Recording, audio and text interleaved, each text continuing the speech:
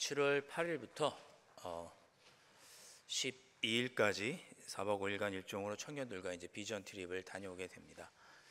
비전 트립을 가는 중에 둘째 날에 어디를 가게 되냐면 나가사키 지역으로 이동해서 좀 둘러볼 예정입니다. 나가사키 지역은 가서 볼 곳은 원폭, 일본의 원폭 박물관을 둘러볼 것이고, 이어서 26인 성인기념관과 엔도 슈자쿠 문학관을 저희가 탐방할 예정입니다. 그래서 이 지역은 특별히 그리스도인들에게 좀 유서 깊고 또 신앙의 정신, 순교의 정신이 좀 남아있는 걸 좀 기릴 수 있는 그런 장소가 이 나가사키 지역입니다. 가면 26인 성인기념관이 있는데, 이 성인기념관이 다른 것이 아니고 1597년에 6명의 외국인 선교사와 20명의 일본인 성도 합쳐서 26명이 순교한 것을 기념해서 세워진 그런 곳이 26인 성인기념관입니다. 그리고 그 근방에 엔도 슈자쿠의 문학관이 있는데, 이 엔도 슈자쿠는 17세기 에도막부 시대, 약 250년간 진행된 에도막부 시대의 잔혹한 핍박과 박해를 배경으로 침묵이라는 소설을 이 엔도 슈자쿠가 썼죠. 그 책의 배경이 되는 그런 시대를, 그 지역을 저희가 이제 나가사키 지역을 우리가 탐방하고 또 돌아보면서 신앙을 한번 돌아보려고 합니다. 이 엔도 슈자쿠가 쓴 이 침묵이라고 하는 소설, 여러분들 꼭 한번 읽어보셨으면 좋겠습니다. 시간만 조금 내시면 두세 시간이면 다 읽을 수 있는 그 정도의 분량입니다. 저는 신학교 1학년 때 이 책을 읽었던 기억이 나는데, 비전 트립을 앞두고 저도 한번 다시 읽어보고 있습니다. 이 침묵이라고 하는 소설은 엔도 슈자쿠가 1966년에 발표한 소설이고, 에도막부 시대에 있었던 실화를 바탕으로 기록한 소설입니다. 내용을 잠깐 설명을 드리면, 포르투갈의 예수회, 카톨릭이죠. 예수회에서 충격적인 소식을 듣게 됩니다. 무슨 소식이냐? 일본으로 선교사로 파송했던 페레이라 신부가 그만 신앙을 버리고 배교했다는 그런 소식을 포르투갈 예수회에서 듣게 되고 로마 교황청이 듣게 됩니다. 그래서 그것이 사실인지 아닌지 확인해보고 본인에게 직접 확인하기 위해서, 또 일본의 선교 현장을 둘러보기 위해서 로드리고와 가르페라고 하는 신부를 확인차 일본으로 보내게 됩니다. 근데 떳떳하게 갈 수는 없고, 신앙을 복음 전하는 것을 반대하는 그런 시대다 보니, 핍박과 박해가 있던 시대다 보니 떳떳하게 갈 수는 없고 몰래 숨어 들어가게 됩니다. 가서 보니까, 파송됐던 로드리고와 가르페 신부가 가서 보니까 일본 가톨릭 신자들이 엄청난 핍박을 받고 있는 거예요.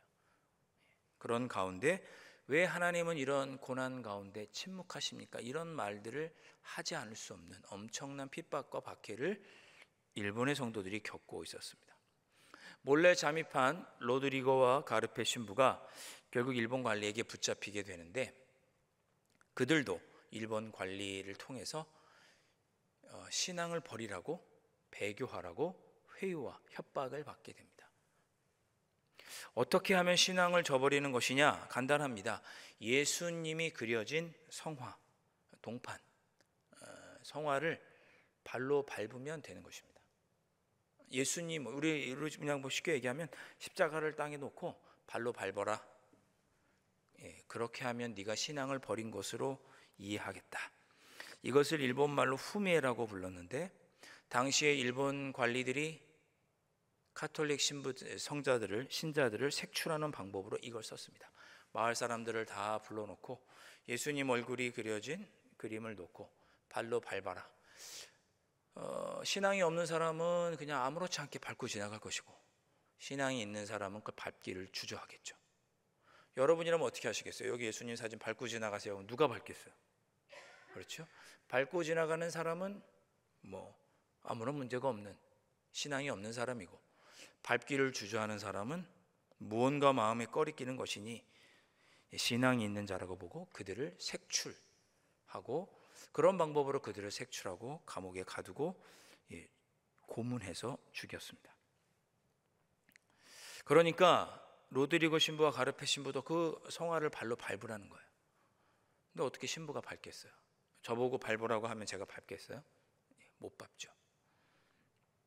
그렇게 일본으로 건너간 로드리고 신부와 가르페 신부가 붙잡혀서 예수님이 그려진 그림을 밟고 지나가라고 하는 배교의 협박을 받게 되는데, 어떻게 협박하느냐?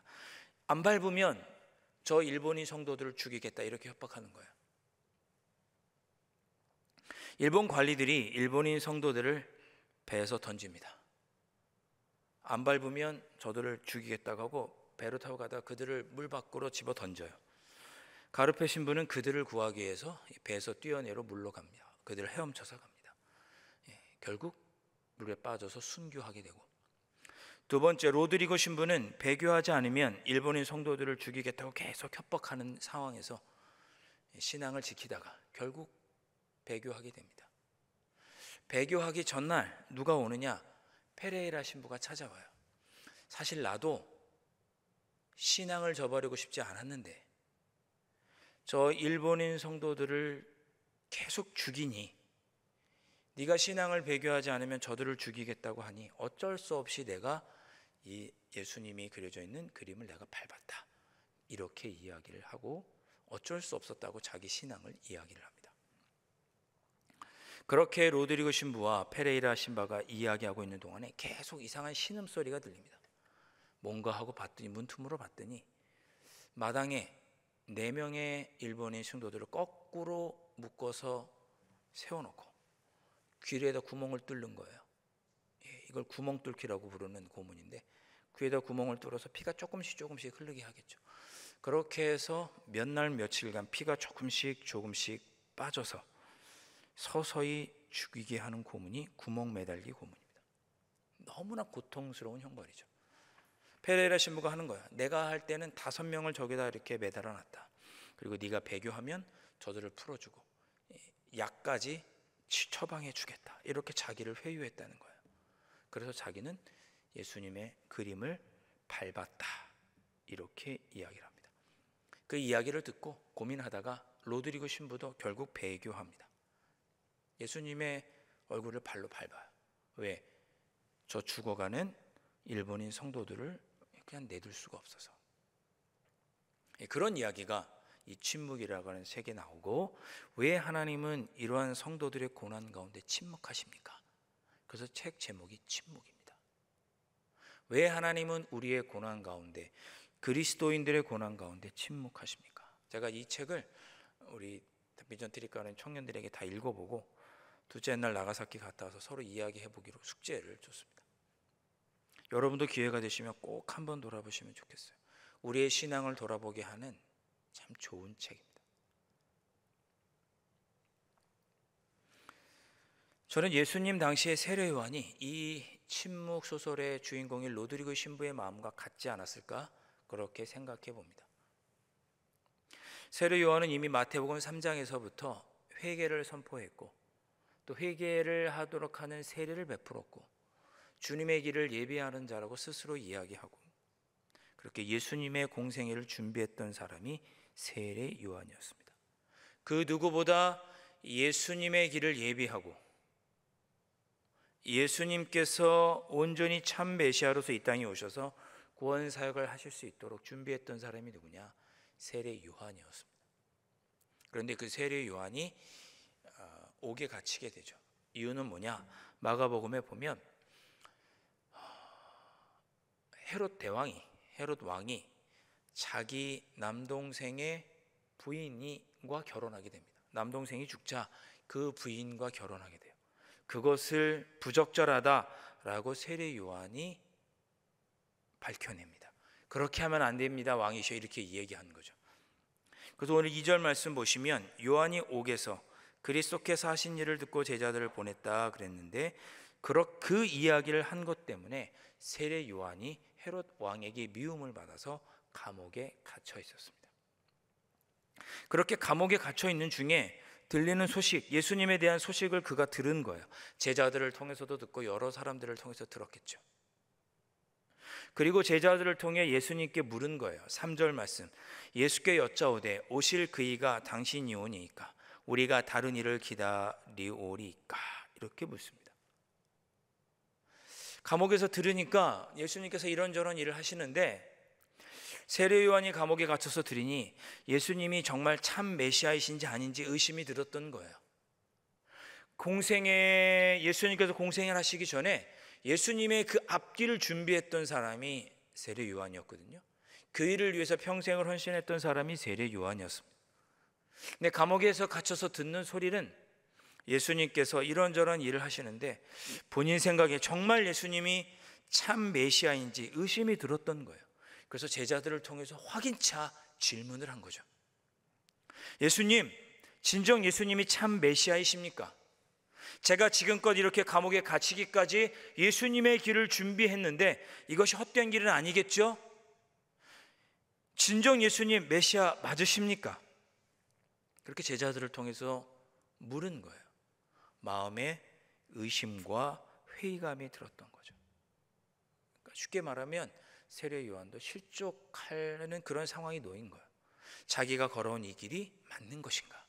내가 잘못된 사람을 위해서 준비한 것은 아닌가? 이런 의심과 회의감이 들었던 것입니다. 그래서 질문한 거예요. 사랑하는 성도 여러분, 우리도 신앙생활 하면서 이런 질문을 할 때가 있다고 생각합니다. 주님, 제가 열심히 신앙생활하고 주님의 뒤를 따른다고 따랐는데 제 삶에 이런 고난이 찾아오는 이유는 무엇입니까? 주님 정말 메시아 맞으십니까? 나의 구주가 맞으십니까? 내 삶에 아무런 구원과 회복의 역사가 나타나지 않는데 주님이 나의 기도에 도저히 응답하지 않으시는데 내 삶에 주님의 뒤를 따른다고 하는데도 불구하고 저의 기도에 주님은 여전히 침묵하고 계시는데 주님, 제가 진정 주님을 올바로 따르고 있는 것입니까? 그렇게 우리도 물을 수 있죠. 세례 요한도 그렇게 예수님께 물었던 거예요. 세례 요한도.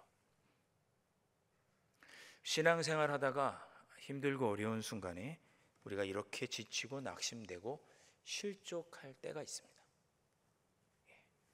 없지 않죠? 있죠. 한평생 주님의 몸된 교회를 섬겨왔는데 내가 이런 대우를 받아야 하나? 이런 말을 들어야 하나?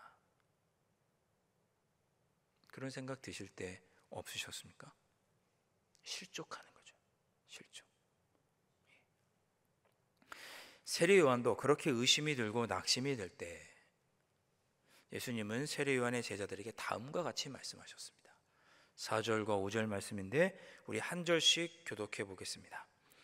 예수께서 대답하여 이르시되 너희가 가서 듣고 보는 것을 요한에게 알리되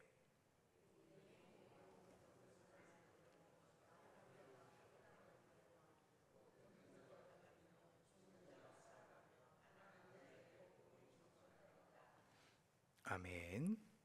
자, 예수님께서 뭐라고, 예수님 정말 메시아 맞으십니까? 라고 질문하는 세례 요한에게 내가 맞다, 내가 참 메시아다, 이렇게 말씀하지 않으시고 뭐라고 말씀하셨냐면 지금까지 내가 했던 것, 너희들이 보고 듣고 느낀 것을 그대로 세례 요한에게 말해라, 그렇게 말씀합니다. 보지 못하는 자들이 보았고 걷지 못하는 자들이 걷고 말 못하는 귀신 들린 자가 말하게 되고 귀신이 쫓아나가고 나병한 자가 치유함을 받고 죽은 자가 살아나고 가난한 자에게 복음이 전파되고 있다는 거, 네가 너희들이 본 대로 가서 그대로 세례 요한에게 말해라, 이렇게 예수님께서 말씀합니다. 오늘 5절 말씀은 지난 마태복음 8장과 9장의 말씀을 떠오르게 합니다. 8장과 9장의 말씀이 떠오르게 해요. 8장과 9장의 말씀을 떠올려 보면 예수님께서 단순히 병자가 낫는 것을 의미하는 것이 아니었다는 것을 우리가 짐작해 볼 수 있죠. 5절 말씀에 연약한 자들이 구원받고 병든 자들이 치유받고 그랬다는 것은 그들의 삶이 회복되고 하나님이 원하셨던 선한 모습으로 온전히 회복되고 그들의 삶에 하나님의 나라가 이루어졌다는 것을 의미하는 거죠. 너희들이 그걸 보았지 않느냐? 8장과 9장에서 예수님께서 그런 사역들을 하셨잖아요. 너희들이 그렇게 그것을 본 대로 전해라. 단순히 그들이 병이 치료받는 것뿐만이 아니라 그들의 삶 속에 참된 회복이 있고 그들의 삶 속에 하나님의 나라가 이루어진 것을 그대로 세례 요한에게 알려주어라. 그렇게 예수님께서 5절에 말씀하신 겁니다. 세례 요한아 보아라, 실제로 나로 인해 예수님 자신으로 인해서 세리 같은 죄인들도 구원받고 그들의 삶 속에 온전한 회복이 일어났다. 하나님의 나라가 그들의 삶 속에 이루어졌다. 나병 환자, 귀신 들린 자가 치유되고 회복되고 안진뱅이도 일어나고 앞을 보지 못하는 자도 회복되고 하나님과 관계하고 하나님의 나라가 그들의 삶 속에 온전히 이루어지게 됐다. 하나님의 나라가 임하지 않았느냐? 그러니 나는 참 메시아다. 염려하지 마라. 네가 지금 감옥에 있지만 염려하지 마라. 나는 진정한 메시아다.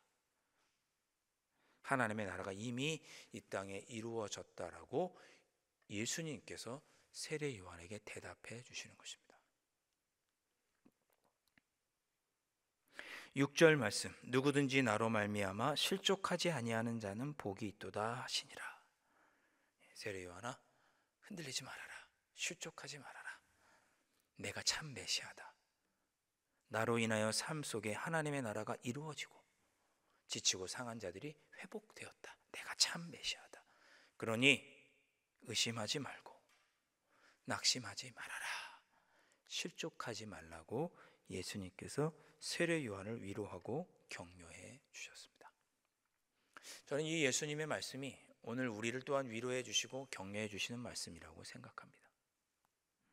신앙생활하는 내 삶에 어떠한 변화도 없는 것 같고 핍박과 고난이 여전히 있는 것 같고 기도에 하나님께서 응답해 주시 않는 것 같고 주님 멀리 계신 것 같고 나와 함께하지 않으시는 것 같고 여전히 하나님은 침묵하고 계신 것 같은 그런 느낌이 들 때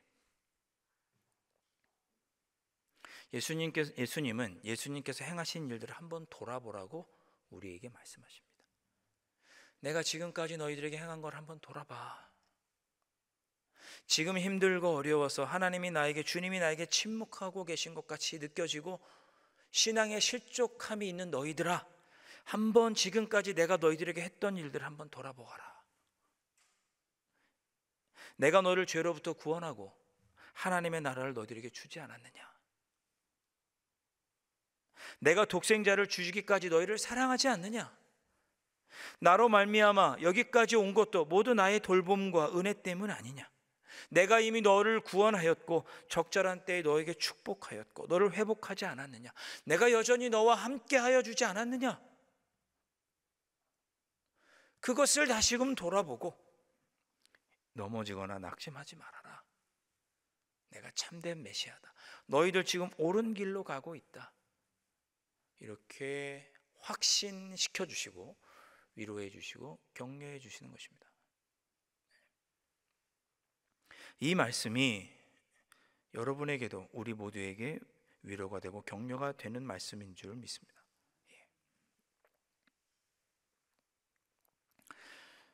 미국 휘튼 대학에서 예배학을 가르쳤던 로버트 웨버 교수님, 몇 년 전에 돌아가셨지만 이분이 이런 이야기를 했습니다.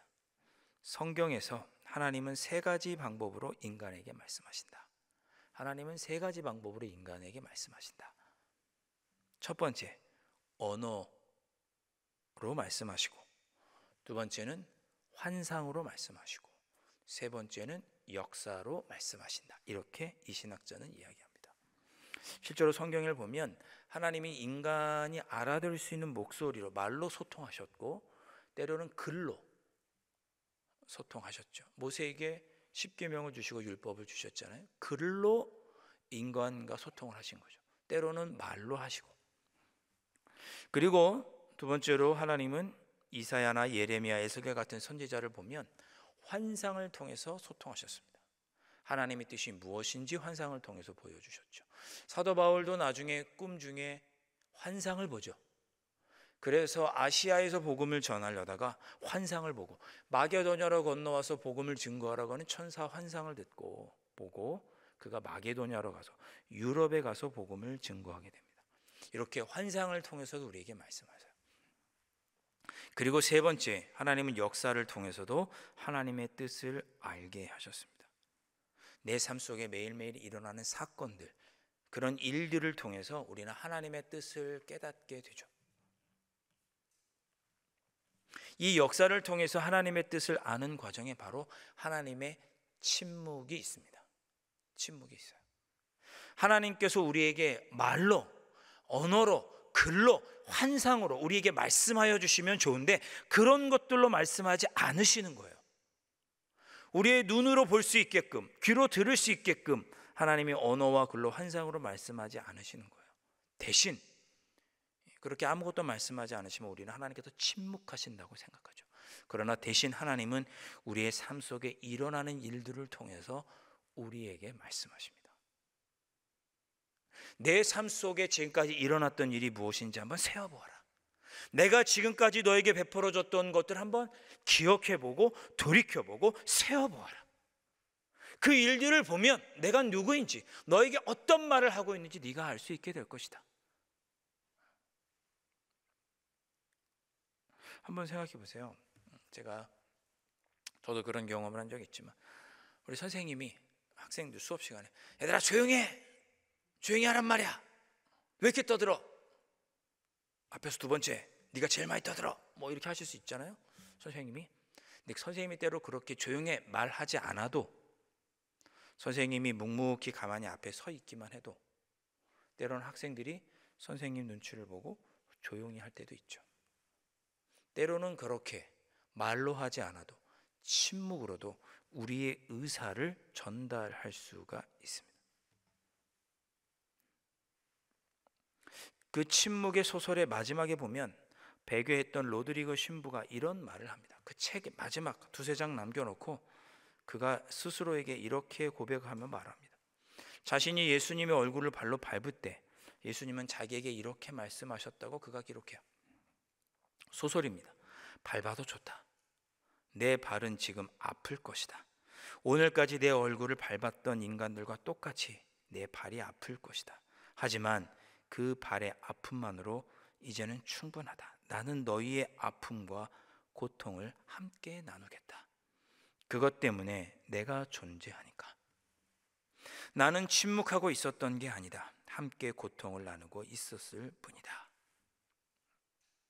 내가 너희들에게 말로써, 환상으로서 들려주지 않았다고 해서 침묵하고 있었던 것이 아니라, 너희들이 고통당하고 어려움을 겪을 때도 나는 너희들과 항상 함께 있었다.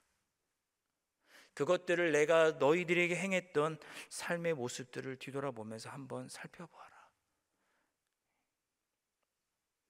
오늘 예수님은 그렇게 침묵하고 계시는 하나님, 마음의 의심과 회의감이 드는 성도들을 향하여, 세례 요한을 향하여 실족하지 말라고, 고난과 어려움 가운데도 내가 함께 했고 그곳에 하나님의 나라가 이루어졌으니 내가 참된 메시아이고, 그래 너희들 낙심하지 말라고 위로하고 권면해 주십니다. 시편 83편 1절의 말씀, 하나님이여 침묵하지 마소서, 하나님이여 잠잠하지 마시고 조용히 하지 마소서. 늘상 우리의 삶 속에서 이렇게 하나님께 부르짖을 때 하나님 뭐라고 말씀하시느냐? 우리가 그렇게 하나님께 원망하며 부르짖고 나의 기도에 하나님께 침묵하시는 것 같아서 원망하고 부르짖을 때 실망하고 낙심하지 마라. 내가 지금껏 너희들에게 행했던 모든 것을 돌아보고 하나님의 나라가 너희에게 임한 것을 돌아보아라. 나는 늘 너희들과 함께 있고 나는 참된 메시아로서 너희들에게 하나님의 나라를 이루어 주고 있으니 낙심하지 말고 실족하지 말고 고난과 어려움 가운데서도 하나님만 바라보며 주님의 일을 함께하며 나아가라고 위로하고 격려해 주십니다. 그렇게 우리와 함께 하시는 주님과 더불어서 주님의 제자로 능력 있게 살아가는 여러분들 되실 수 있기를 주님의 이름으로 축원드립니다. 함께 찬양하겠습니다.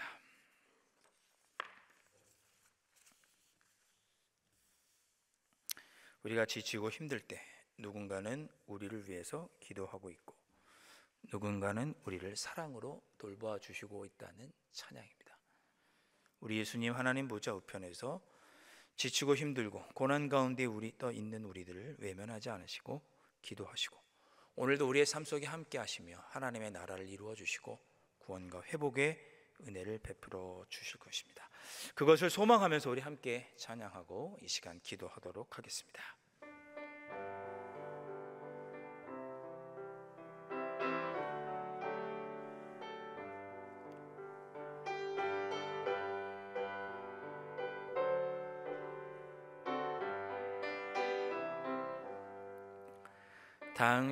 당신이 지쳐서 기도할 수 없고 눈물이 빗물처럼 흘러내릴 때 주님은 아시네 당신의 약함을 사랑으로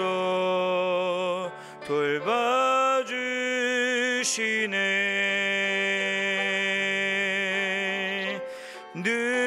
누군가 널 위하여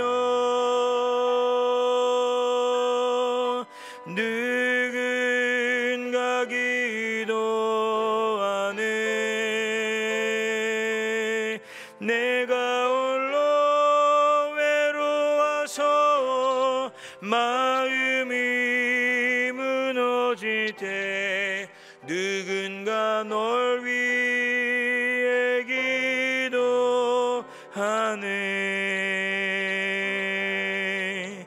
당신이 외로이 홀로 남았을 때 당신은 누구에게 위로를 얻나. 주님은 아시네 당신의 마음을 그대 홀로 잊지 못함을.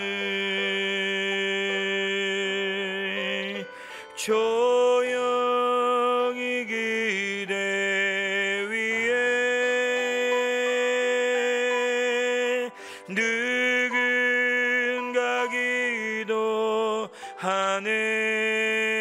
기도하네. 내가 홀로 외로워서 마음이 무너질 때 누군가 널 위해 기도하네. 우리 1절로 한 번 더 찬양하겠습니다.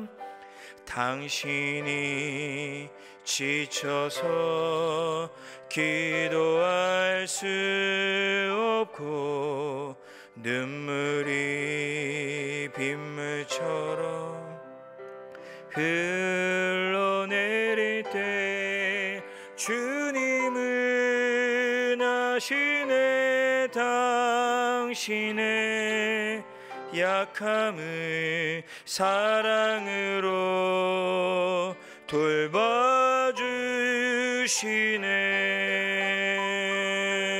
돌봐주시네. 누군가 널 위하여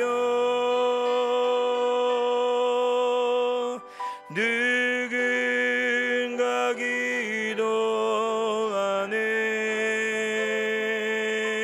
내가 홀로 외로워서 마음이 무너질 때 누군가 널 위해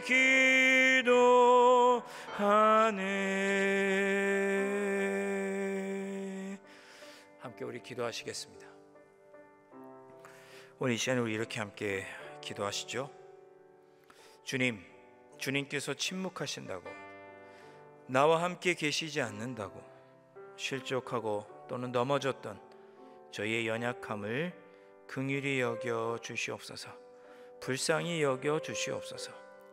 의심하고 원망했던 저희를 용서하여 주옵소서. 그렇게 먼저 기도하실 수 있기를 바라고요.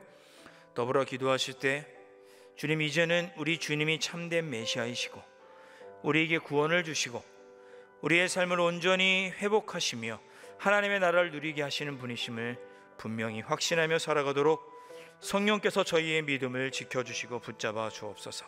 또한 그렇게 기도하실 수 있기를 바랍니다. 또한 기도하실 때 여기까지 이끌어주신 주님의 은혜와 사랑, 나의 기도에 응답해 주셨던 것들을 다시금 뒤돌아보고 앞으로도 나의 삶을 지키시고 선한 길로 인도하여 주실 줄 믿고 주님 뜻대로 주님의 제자로 살아가겠습니다. 삶 속에서 하나님의 역사를 보게 하여 주옵소서. 이렇게 소망하고 다짐하면서 우리 함께 기도하시겠습니다.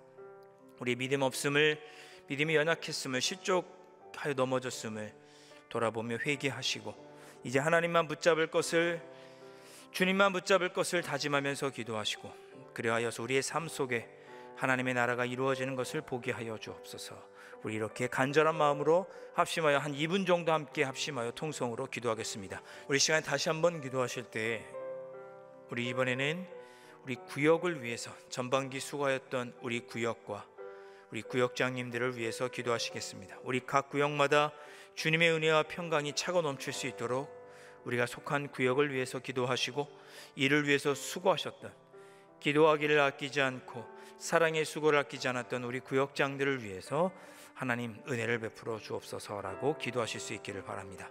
또한 우리 청년 비전 TV를 위해서 기도하시기를 바랍니다. 4박 5일간의 일정 가운데 그들이 예수 그리스도를 분명히 고백하고 어떤 순간에도 주님이 나와 함께 계심을 깨닫고 믿음의 사람으로 새롭게 변화되는 은혜의 비전 트립이 될 수 있도록 우리 귀한 새벽 이슬 같은 청년들로 거듭날 수 있도록 우리 청년 비전 트립을 위해서 기도해 주시기를 바랍니다. 더불어 우리 교회학교 여름 행사도 진행될 터인데 우리 유치부부터 영야부 유치부부터 우리 아동부 중고등부 청년부에 이르기까지 하나님의 은혜가 가득한 여름 행사들이 될 수 있도록 축복하는 마음으로 기도해 주시기를 바라고, 특별히 우리 크고 작은 질병으로 신음하는 우리 환우들과 병원일을 위해서 기도해 주시고 그들에게 하나님의 특별한 구원과 회복과 치유의 역사가 임할 수 있도록 우리 위해서 합심하여 중보 기도하시기를 바랍니다. 구역과 구역장들을 축복하는 마음으로 기도하시고 청년 비전 TV를 위해서 기도하시고 우리 교회학교 여름 행사를 위해서 기도하시고 우리 환우들과 삶의 여러 가지 문제로 지쳐 힘들어 있는 이들에게 하나님의 구원과 치유의 역사, 주님께서 약속하셨던 하나님의 나라가 이루어질 수 있도록 우리 합심하여 기도하겠습니다. 주님의 이름 우리 크게 한번 외쳐 부르고 합심하여 중보 기도하겠습니다. 주여.